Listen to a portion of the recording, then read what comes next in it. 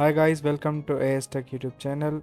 In this video, we are going to learn how to see Instagram Reels watch history. So this is easy and simple to do this.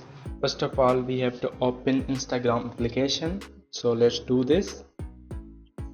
After this, you have to click on your profile. Let's click on it. Now you can see three dot option here. Click on it.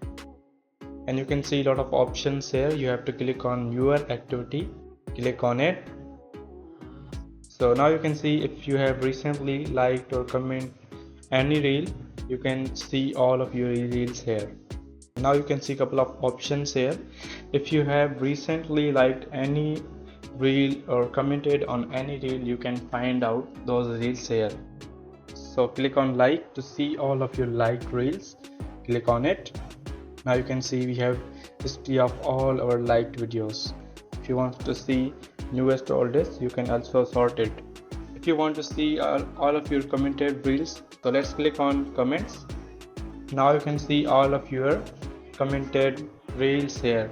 So it will also tell you that it appeared in front of you on Facebook or Instagram. So in this way we can see all of our reels history. If this video helped you, please leave a thank you comment. See you guys in the next video.